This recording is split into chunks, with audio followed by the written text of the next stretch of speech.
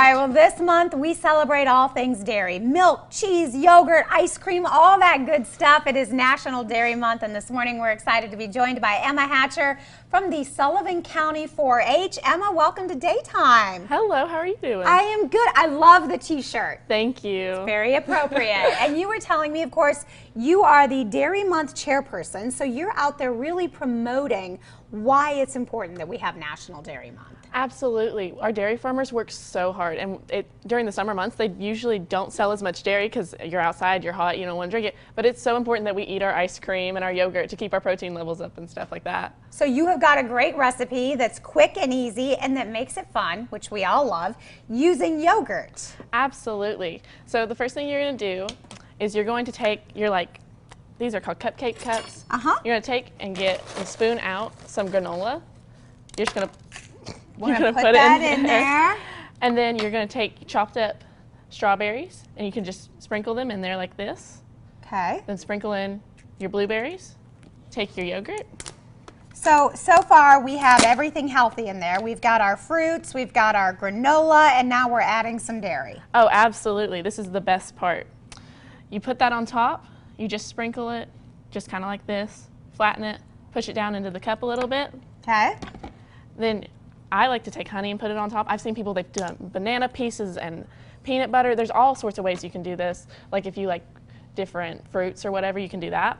You're going to just take and squeeze this right out on top. And then you just pop it in the freezer. And then you have frozen yogurt bites. Frozen yogurt bites, pop that in the freezer, which I was thinking we could eat it right now and I would be totally content. But when you throw it in the freezer for summertime, for your kids too, it makes it fun, which is always half the battle. How long do you freeze them?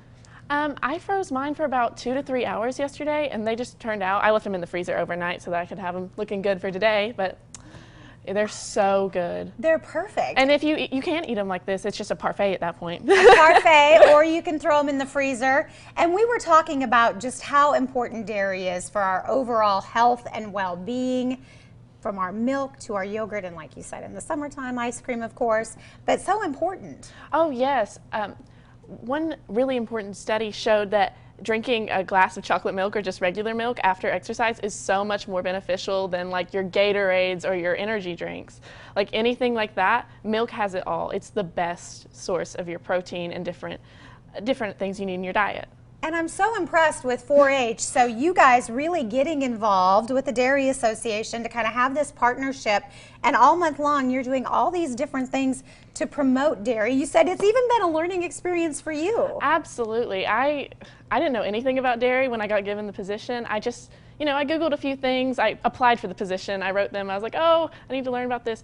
It's so amazing. 98% of dairy farmers are family-owned businesses, like I said, and it's so important to have that connection because they know their cows. Later in the month, I'll be touring a dairy farm and milking a cow, so I'm excited. Oh, that will be fun. Okay, well, stick around. You and I need to talk after the show. But yes, we have these wonderful dairy farms, of course, so many too in Sullivan County. And our viewers are going to be so impressed because you're actually still in high school. You're going to be a senior next year. Yes, ma'am. Oh my goodness. And your 4-H club, very organized, and I know you guys still do a lot of different things in your communities. Tell me a little bit about your 4-H. 4-H is so important for anybody from 4th grade all the way to being a 12th grader like I'm going to be. We do a lot of things in our community. I actually went to 4-H Congress last year, which taught me about local government and how we vote for things and the process that everything goes through.